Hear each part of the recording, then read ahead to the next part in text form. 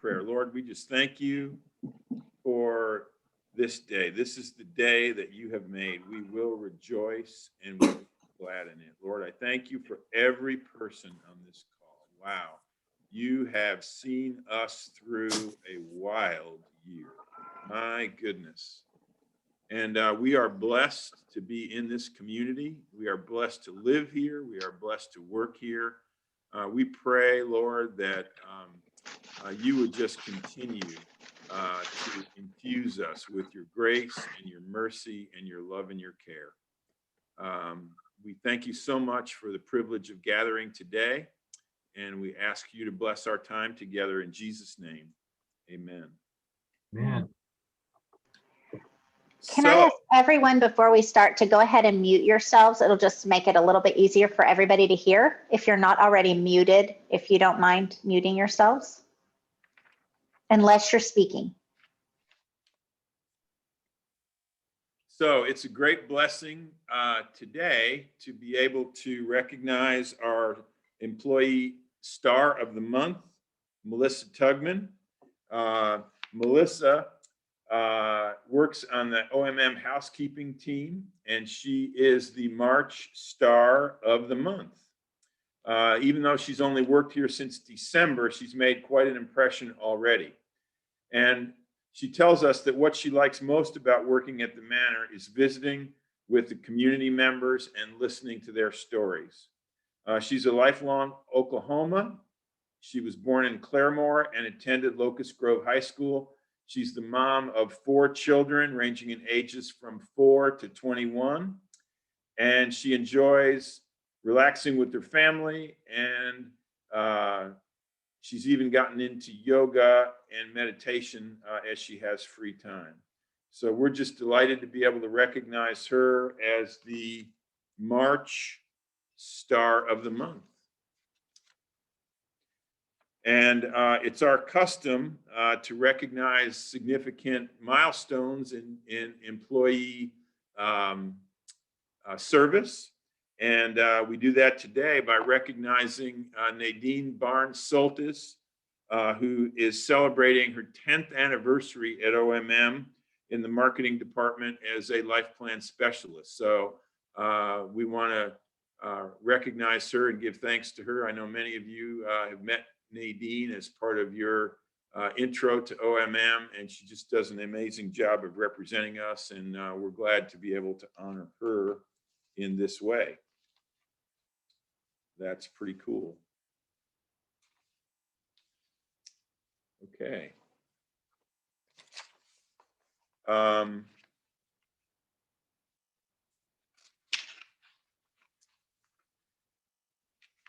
Well, this has been a kind of a wild week as we've gotten news from the Centers for Disease Control on updated guidelines. And what I want to do is I just want to make reference to the fact that we will be sending out an update today that includes everything that I am sharing with you as a part of the update for today.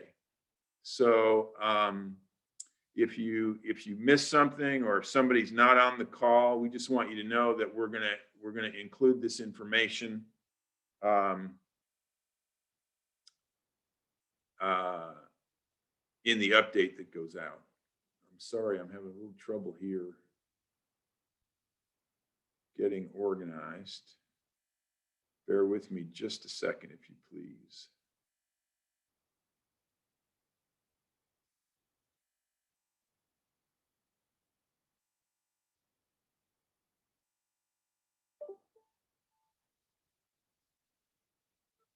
I don't know why I'm having trouble.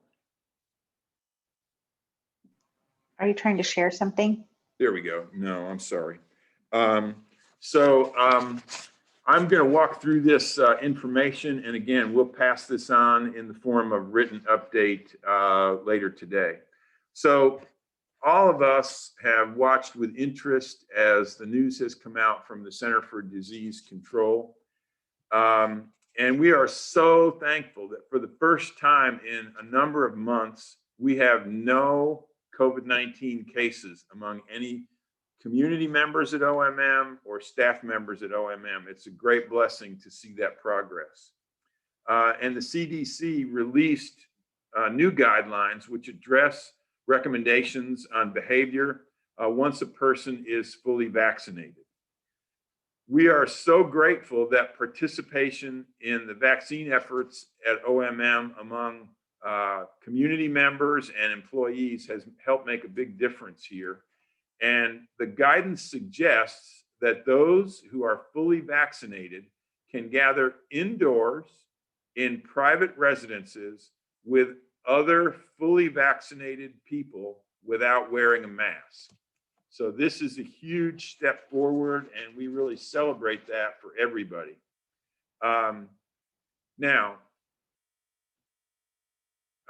as with every announcement like this, there are important qualifications that we want to make note of today.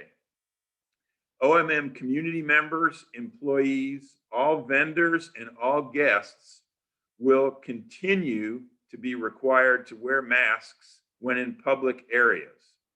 The rule about wearing masks applies to all visitors, regardless of their vaccination status. So we are continuing to support the City of Tulsa mask ordinance that is in place through the month of April in all public settings. As we move forward, OMM leadership is evaluating at this time when the Cypress Grill will reopen to members of the independent living community. And we're also evaluating when the guest suites will be reopened, as well as when campus guests will be able to dine with OMM community members in the Cypress Grill and the Charter Oak restaurant. We want you to know that we continue to meet every single day at 10 o'clock to analyze how these changes in public policy and in science affect the OMM community. We celebrate what this progress means for everybody. We know that you have endured a lot over the course of the past year, and we thank you for your support of the OMM staff.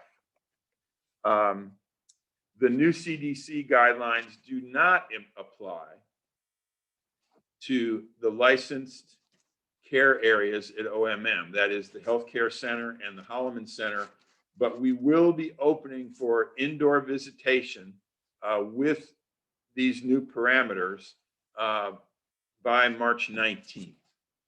So we thank you for your continued support and your grace in understanding everything that's gone on as we walk through this experience. And we hope that we'll be able to see continued progress in the relaxation of the restrictions that we've had to live with for the past year. Just to go on a little bit farther, the CDC guidelines, the new recommendations, cover those who have been fully vaccinated. And people are considered fully vaccinated if 2 weeks have elapsed since the second dose of a 2-dose series of the Pfizer or Moderna vaccines, or 2 weeks after the single dose of the Johnson & Johnson vaccine.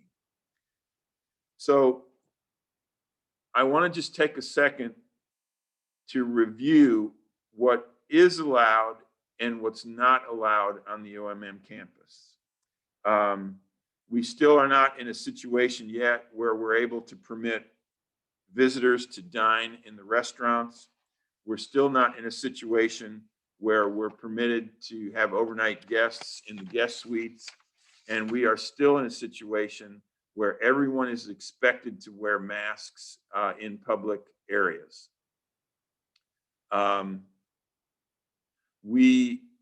These recommendations include, regardless of vaccination status, urging people to continue to wear masks and practice social distancing when in public, that is outside the OMM community, to avoid medium and large size gathering in crowds, and to avoid poorly ventilated spaces, and to delay domestic and international travel when possible.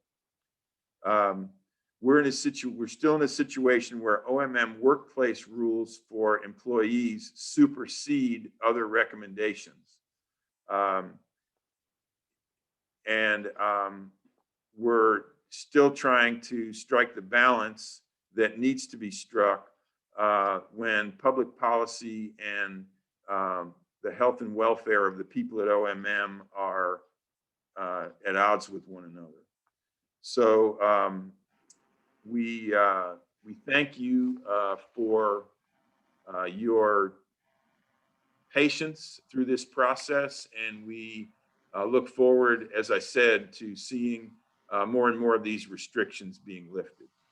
Steve, there's a couple of questions, if you could address them. One question would be, do you know the percentage of residents who received the vaccination as well as employees? And are you at liberty to say that?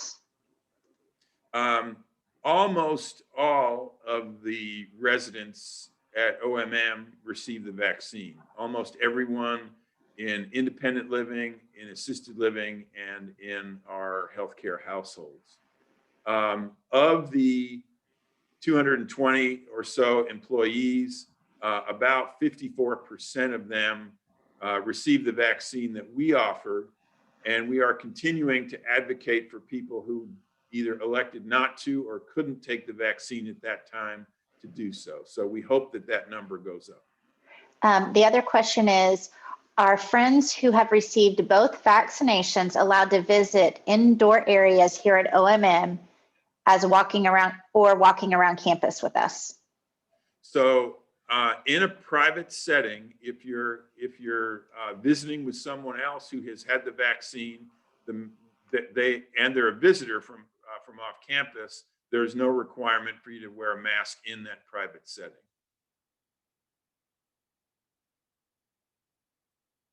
That's all the questions in the chat right now. Okay.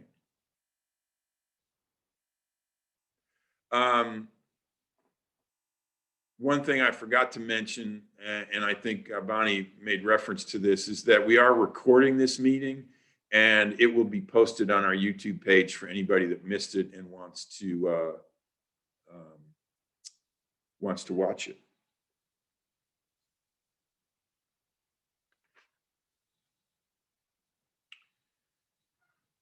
Okay, I'm going to move on unless there are other questions about the COVID-19 update. Again, that'll be published today in a flyer that'll go out to everyone.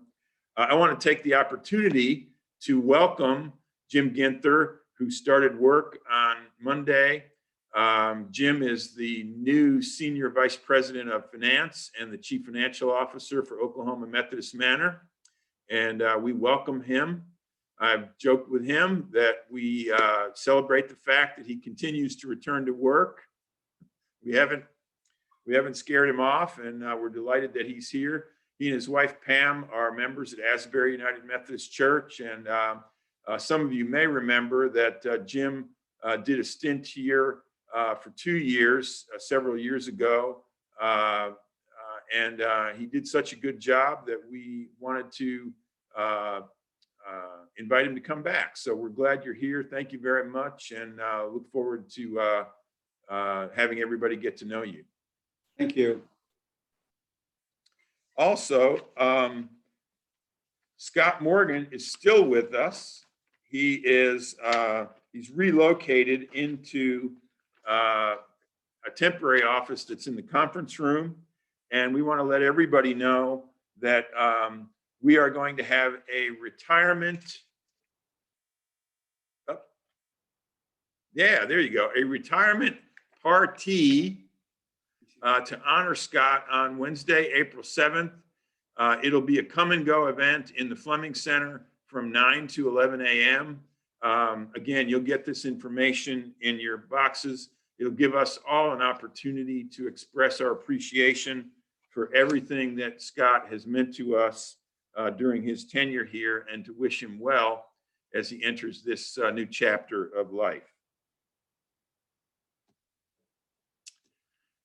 With that, I'm going to ask if we could move on in our agenda, and I think Jacob Will may have a comment or two.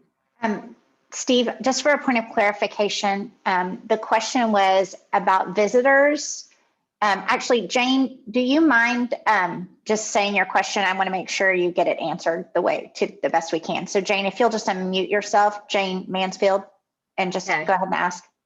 My question was, when we have friends to come from off campus who have received both of their vaccinations, are they allowed to walk with us around the campus, like around the pond or in outside places? I think if you're outside, that's not a problem. The main concern is indoors, and everyone will continue to be screened at the West Gate. Everybody will be offered a mask when they arrive, and so those precautions are still in place. But if you're outside and you've been vaccinated, I don't think it's necessary to wear a mask.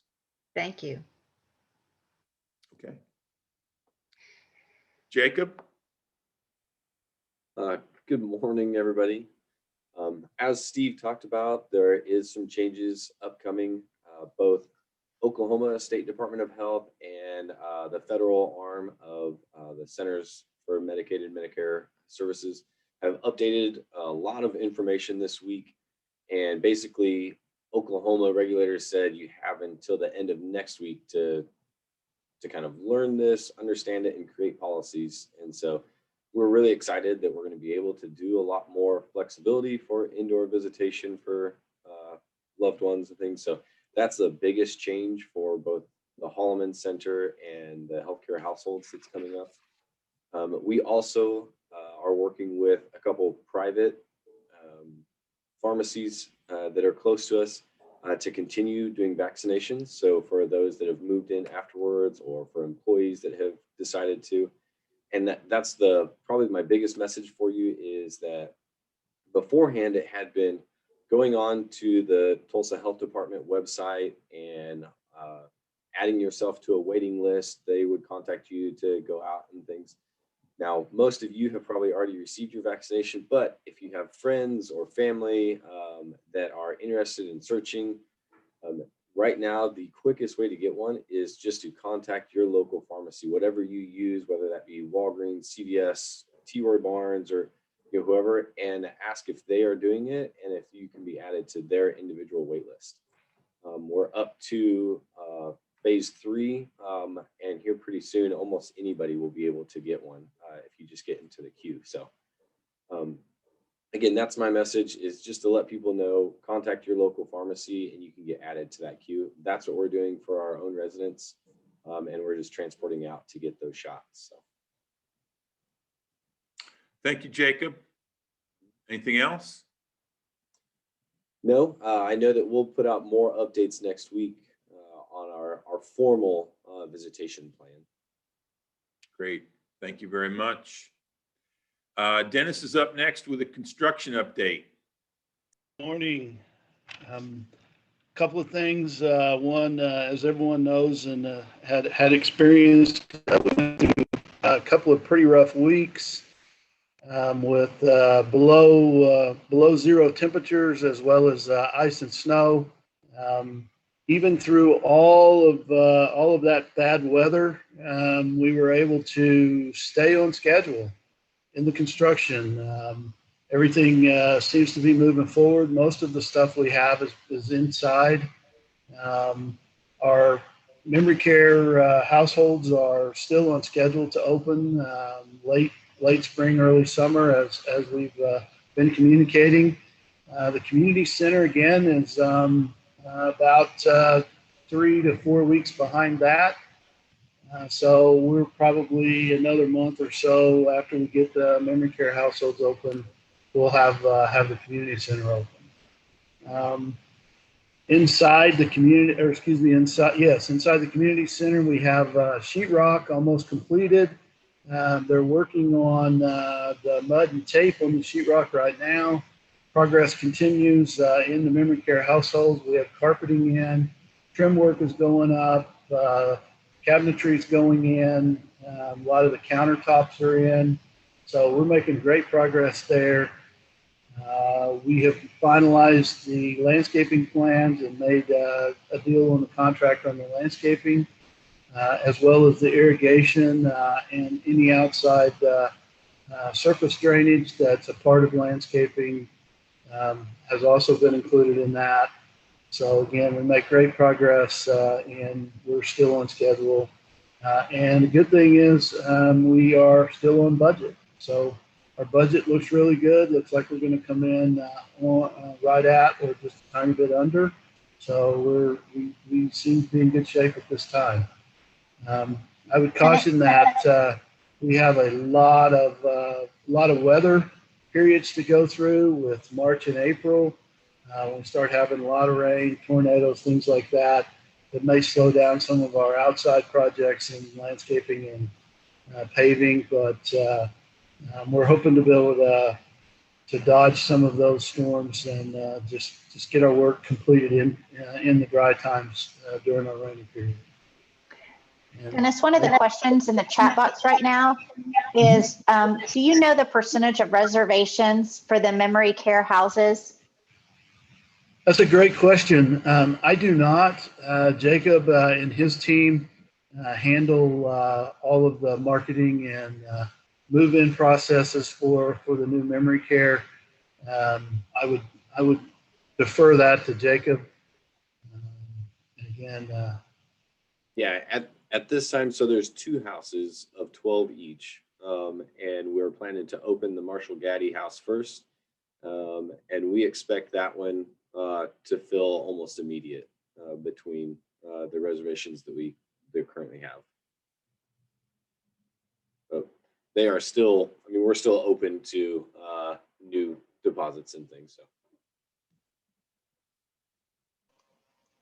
The other question in the chat box for you, Dennis, is, are they going to have to replace the pansies?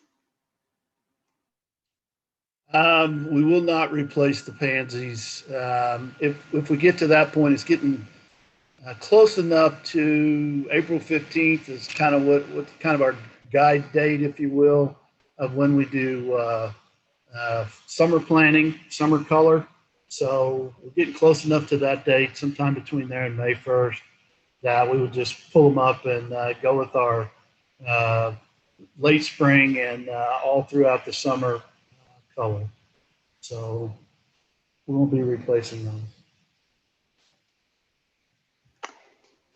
I do have one question for Jacob in the chat. If you wouldn't, Jacob, did you see that? Do you mind addressing that real quick? Is it the question about fully vaccinated? Okay, Yes, so please. the question is, I've had COVID. My physician said that I shouldn't take the vaccine for the 90 days. So am I considered fully vaccinated even though I haven't had the vaccine? I think I'm paraphrasing that correctly. So the answer is no, you're not considered fully vaccinated until you've actually received the vaccination. So in that 90 days after you've had COVID, you do have some temporary immunity, maybe is what they would call it. But it does not prevent you still from catching COVID or passing it on to somebody else. So all the precautions of wearing a mask, 6 feet, all those things would still be in effect for that individual. Before we leave Dennis, I want to take the opportunity to express my personal appreciation for everything that you and your team did to help us through the crisis that was created by that severe weather that we had. We had multiple pipe breaks across the campus, and the service that you rallied, I think you said at one point we had 40 contractors on the campus dealing with one level of intervention or another. And I do want to thank everybody in Crestwood for your patience through that process. We had the unusual circumstance where the breakage of the sprinkler system resulted in a number of situations where the fire alarm went off at all hours of the day and night. And we appreciate your patience and your perseverance through that all, as we tried to make sure that everybody stayed safe, and as we got the damage from the flood taken care of. So Dennis, thanks to you and to your team. And it's really amazing the progress that we've been able to make in fixing the repairs. Thank you. There is one question about that, Dennis. It says, when will the water damaged rooms be reopened? I'm assuming, I'm not sure exactly which rooms they're referring to. I know in Crestwood, we have, I believe we have all 3 of the 4 rooms completed or very close to being completed. The 4th room, we're waiting on carpet. It was a special order carpet. We're waiting on that. They talked about it might be going to arrive yesterday. I don't know if it has or not. The other areas that were involved, like in Crestwood, or excuse me, in Span Wellness Center, we have carpet. We're putting new carpet in there. We have new carpet and walk-off mat ordered. We're not sure what the ship date on that is yet, but they should be painting that wall next week.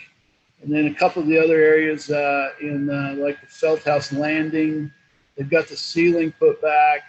They've got the base trim put back.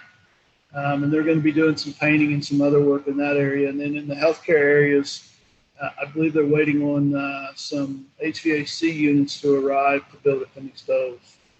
I'm not sure if that covered the area that was in question, but I hope it did. When can we open? Oh, this is a dining question for you, Dennis. When can we have 4 top tables in Charter Oak?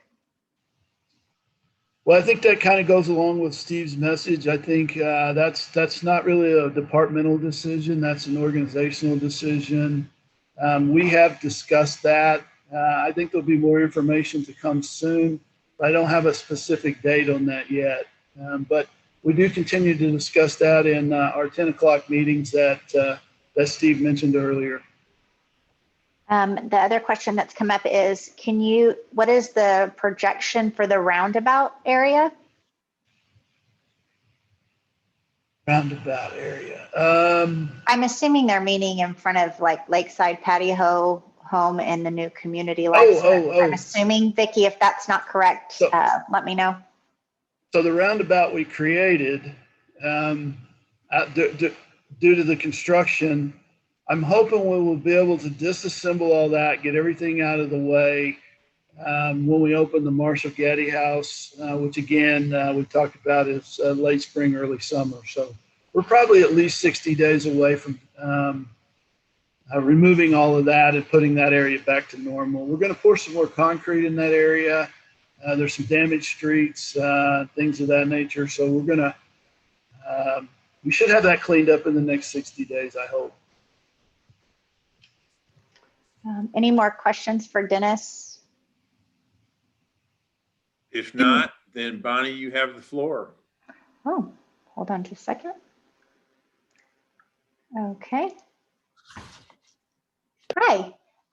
First of all, I love following Dennis because he has the privilege to tell you all the cool things that are happening on campus. And then I get the pleasure to thank everybody who made all of that possible, because it's definitely done through philanthropy dollars. I love looking around campus and seeing the Span Wellness Center, the Holloman Center. Those are all things, the Fleming Center, that were done through philanthropy dollars, not member entrance dollars. So I just want to thank everybody for your continued support.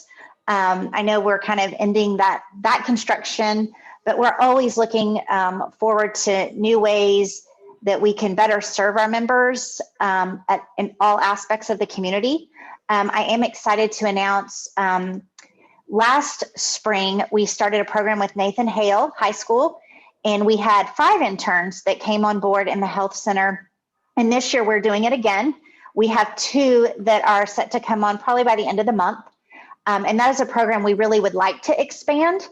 So if you are passionate about education and kind of that helping a high school student as well as helping kind of our population on campus, this might be a great project for you.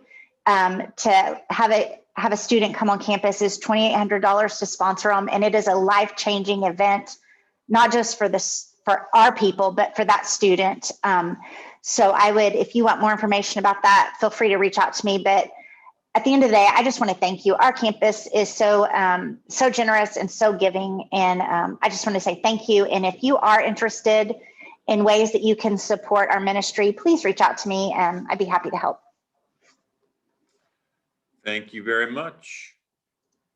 Jennifer Rawlings is up next with the wellness update. I just want to dovetail off the roundabout what Dennis was talking about earlier. We did have to block off 3 of the SPAN parking spots that were allocated for members whenever they came to the SPAN Wellness Center. And we've blocked those off, but we have designated the 3 parking spots across from that. So they face the patio homes for SPAN Wellness parking. So if you haven't noticed that, those spots are designated for the SPAN Wellness Center. So if you're driving over to the Wellness Center, those spots are for you.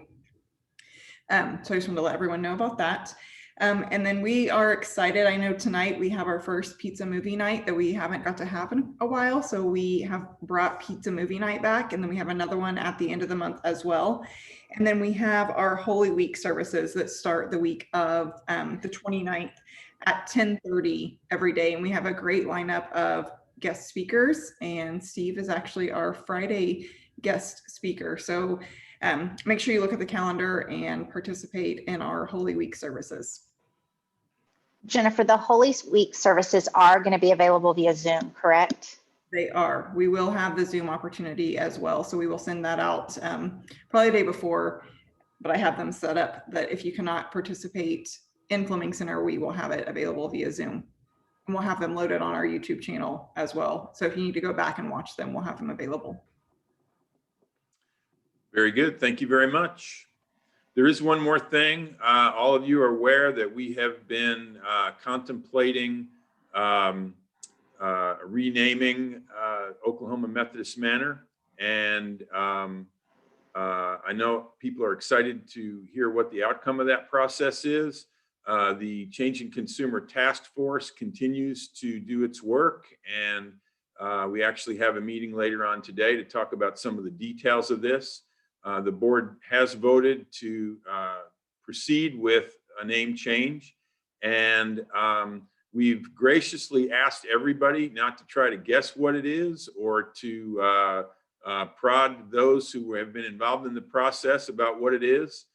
We want the rollout of the new name and the new brand to be planned and orchestrated in a way that introduces this announcement to the community in a consistent and creative and innovative way. And so we just ask for your patience. We expect that rollout to occur in the next few weeks, and we want you all to be looking forward to that. So thanks for the involvement that you've had. I know many of you have submitted suggestions and participated in the process. We really appreciate that. And as we take this historic step, we look forward to when we can announce the details of it. Steve, there is a question in the chat box for you or Dennis. Is there any progress on the new entry for OMM? Sure. So we have been evaluating the traffic flow. Many people, the member council has talked a number of times about how the current front entrance leaves something to be desired. And there really isn't a way with the current configuration of the front entrance to properly stage vehicles so that a screening could take place. That's the reason that we went to the west gate, and instead of opening up the shack on the front entrance. And what we have been looking at is a plan that would essentially create a brand new front entrance at Oklahoma Methodist Manor that would be safe, that would allow proper staging, and work is being done to finalize those plans right now. So when you're going to see those changes implemented, we don't have the answer to that yet, but we are expecting to proceed with this change, and we'll have more information about that soon.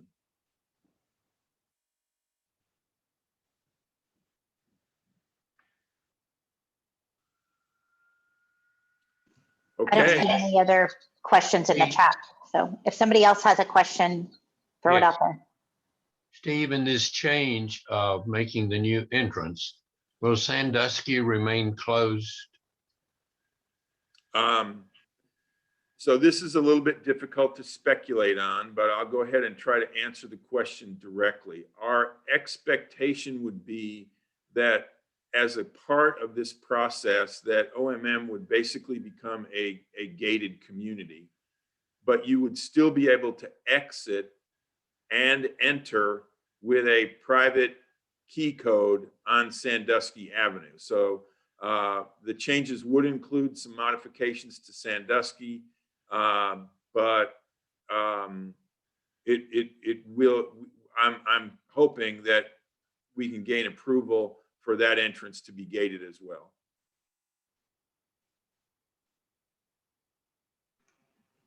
Any other questions?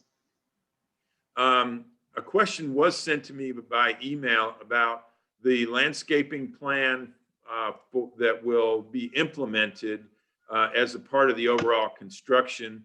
And Dennis, I'm wondering if at some point you might not be able to share more detail about the landscape plan for the Community Life Center, for the memory care households, and for what Sandusky is going to look like when it's no longer a construction zone.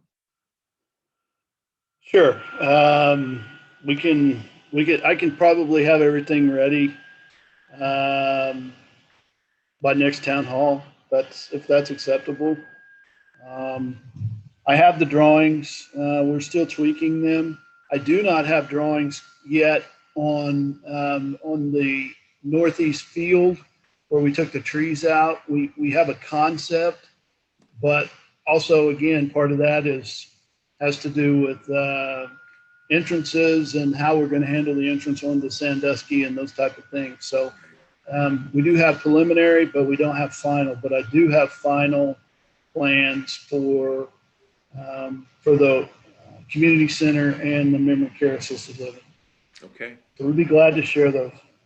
Can you guys address, will there be different fencing style on 33rd Street? That not in the plan at this point. No. Thank you.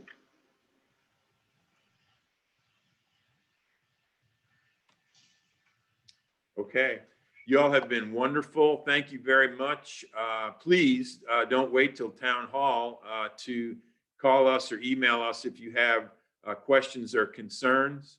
And I'm very grateful to everybody who submitted questions in advance. I hope that we addressed your questions. If not, maybe clarify where we missed the mark and let us know. But otherwise, everybody have a great Friday. Enjoy your weekend.